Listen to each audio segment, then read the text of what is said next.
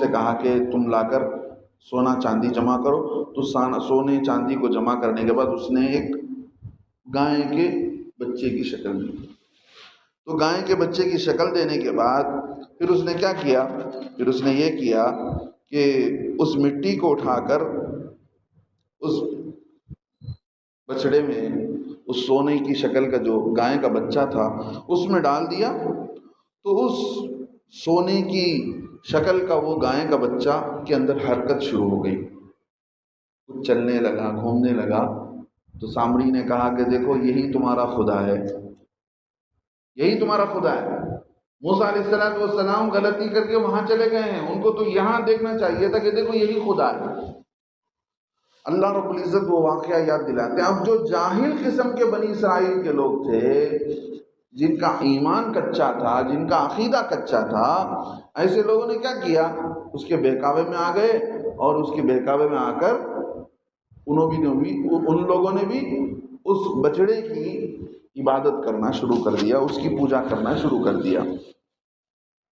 اللہ رب العزت وہ واقعہ یاد دلاتے ہیں، ثم اتخذتم وعید، جب ہم نے وعدہ کیا موسیٰ علیہ السلام سے 40 راتوں کا۔ اب 40 راتیں جب موسیٰ علیہ السلام وہاں چلے گئے تو پھر تم نے کیا کیا؟ ثم اتخذتم العجل، پھر تم نے بچڑے کو اپنا خدا بنا لیا، بچڑے کو اپنا لیا، وانتم ظالمون، تم بڑے ظالم تھے۔ آگے اللہ فرماتے ہیں ثم عفونا عنکم من بعد ذلک، پھر موسیٰ علیہ السلام آنے کے بعد موسیٰ علیہ السلام نے کہا بے وقوفو، کم بختو، تم نے کیا کیا ہے؟ اللہ نے تمہارے لیے تورات نامی کتاب بھیجی ہے، اس میں سارے احکامات اللہ رب العزت نے اتارے ہیں، تم کو تو چاہیے تھا ان باتوں کو مان لو۔ چونکہ فرعون سے نجات مل گئی تو کتابوں میں لکھا ہے کہ یہ لوگ مصر میں ہی آ کر رہ گئے، یا بعض کتابوں میں لکھا ہے کہ یہ لوگ دوسرے کسی جگہ میں جا کر رہ گئے۔ جب جا کر رہ گئے تو خود انہوں نے کہا موسیٰ علیہ السلام سے، جب ہم مستقل اب الگ زندگی گزار رہے ہیں تو اللہ ہم کو زندگی گزارنے کا کیا حکم دیتا ہے؟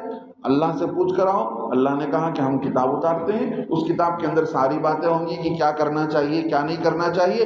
اب جب کتاب لینے کے لیے موسیٰ علیہ السلام گئے تو ادھر ساری کی قوم بہک گئی، جو قوم تھی وہ بھٹک گئی۔ اب اللہ رب العزت جب موسیٰ علیہ السلام واپس آئے، موسیٰ علیہ السلام نے کہا کم وقت تم نے کیا کام کیا ہے؟ اللہ سے معافی مانگو، توبہ کرو، دوبارہ ایمان میں داخل ہو جاؤ۔ اللہ فرماتے ہیں ثم عفونا عنکم من بعد ذلک، پھر ہم نے تم کو معاف کر دیا جب تم نے معافی چاہی۔ ثم عفونا عنکم من بعد ذلک لعلکم تشکرون، تاکہ تم شکر گزار بن جاؤ۔ معافی کیوں کی جاتی ہے؟ معافی اسی لیے کی جاتی ہے، معاف آدمی اسی لیے کرتا ہے تاکہ آدمی دوبارہ ایسی غلطی نہیں کرے گا۔ اب جب آدمی کو معلوم ہو جائے گا کہ میرے ساتھ احسان ہوا ہے، میری غلطی معاف کر دی گئی ہے، اس احسان کا شکریہ ادا کرتے ہوئے آدمی کیا کرے گا؟ فرما برداری اختیار کرے گا۔ اللہ فرماتے ہیں اسی وجہ سے ہم نے کیا کیا؟ تم کو معاف کر دیا۔ اب آگے اللہ فرماتے ہیں وَإِذْ آتَيْنَا، یاد کرو اس وقت کو جب ہم نے دیا موسیٰ علیہ السلام کو الکتاب، تورات نامی کتاب جو ہم نے اتاری موسیٰ علیہ السلام کو دے دیا، والفرقان، اور وہ چیز جو فیصلہ کرنے والی تھی۔ اب وہ فیصلہ کرنے والی چیز کیا تھی؟ اللہ آگے فرماتے لعلکم تہتدون، ہم نے موسیٰ علیہ السلام کو کتاب بھی دیا اور وہ چیز بھی دی جو فیصلہ کرنے والی تھی، لعلکم تہتدون، تاکہ تم ہدایت پا جاؤ، راستے پر آ جاؤ، راہ راست پر آ جاؤ، سیدھی راہ پالو، سیدھی راہ اختیار کر لو، اس کے لیے ہم نے تم کو کتاب دیا۔ اب اللہ نے کتاب تو دے دیا تورات، اب یہ چیز والفرقان کے معنی آتے ہیں ایسی چیز جو حق اور باطل کے بیچ میں، جھوٹ اور سچ کے بیچ میں فرق کرنے والی چیز کو فرقان کہتے ہیں۔ قرآن کو بھی فرقان کہا گیا، کیوں؟ قرآن نے آ کر دنیا والوں کے سامنے بتلا دیا کہ یہ سچی کتاب ہے۔ جھوٹ کیا ہے؟ جھوٹ وہ ساری باتیں ہیں جو دنیا والے کرتے ہیں، تو قرآن نے آ کر حق و باطل۔ تو اللہ رب العزت اس زمانے میں موسیٰ علیہ السلام کو کہہ رہے ہیں کہ ہم نے فرقان بھی دیا ہے، تم موسیٰ علیہ السلام کو کتاب بھی دی ہے، فرقان بھی دیا ہے۔ فرقان کا مطلب یہ ہے کہ فرقان اللہ رب العزت نے خود تورات نامی کتاب کو فرقان کے طور پر بھیجا، یعنی فیصلہ کرنے والی چیز کے طور پر تورات خود حق و باطل کے درمیان فیصلہ کرنے والی چیز تھی، اور یا علماء نے بتایا کہ وہ احکام شرعیہ، چونکہ بنی اسرائیل خود بتاتے تھے کہ ہم اللہ کی باتوں پر چلنے کے لیے تیار ہیں، تو اللہ رب العزت اس میں شریعت کے احکام کو اتارے تھے، تو ان احکام کے ذریعے سے ان کو معلوم ہو گیا کہ یہ صحیح راستہ ہے، یہ غلط راستہ ہے۔ تو دو باتیں ہو گئی۔ تیسری بات یہ ہے کہ آدمی کو اللہ رب العزت نے سمجھنے کے لیے معجزات دیے۔ موسیٰ علیہ السلام جب آئے تو ان کے ساتھ معجزہ آیا۔ کیا مطلب معجزہ کا؟ عادت سے ہٹ کر اللہ رب العزت نبی کے ہاتھ میں کوئی ایسا عمل ظاہر کرتے تھے جو اس کے نبی ہونے کے لیے دلیل ہوتی تھی، اس کے نبی ہونے کے لیے پروف ہوتا تھا کہ میں نبی ہوں۔ جیسے حضرت موسیٰ علیہ السلام اپنے ہاتھ کو بغل میں ڈالتے تھے تو پورا ہاتھ سفید ہو جاتا،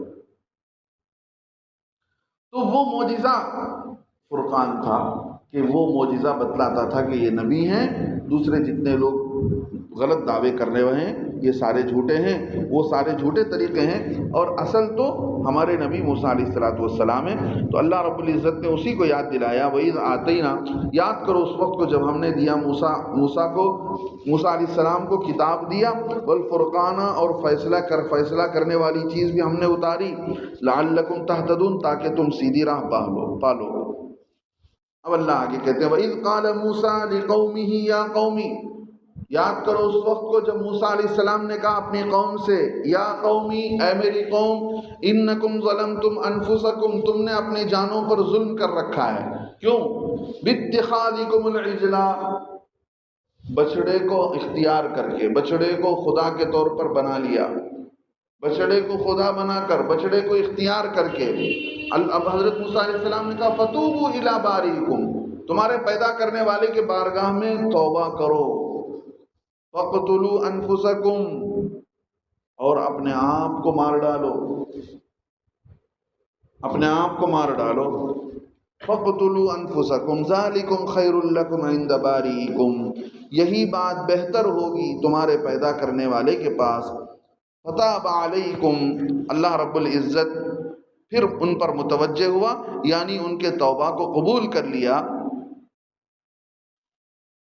انہ هو التواب الرحیم، اس لیے کہ اللہ رب العزت تواب ہیں، وہی توبہ قبول کرنے والے ہیں، اور وہی رب العزت، وہی اللہ تبارک و تعالی رحم کرنے والے بھی ہیں۔ یہ یعنی یہاں پر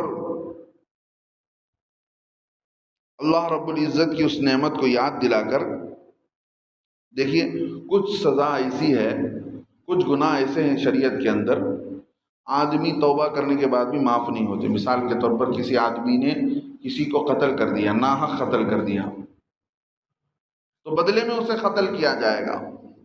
ایک کے قتل کرنے میں 2 آدمی تھے تو 2 آدمیوں کو بھی قتل کیا جائے گا، 10 آدمی تھے تو 10 آدمیوں کو قتل کیا جائے گا۔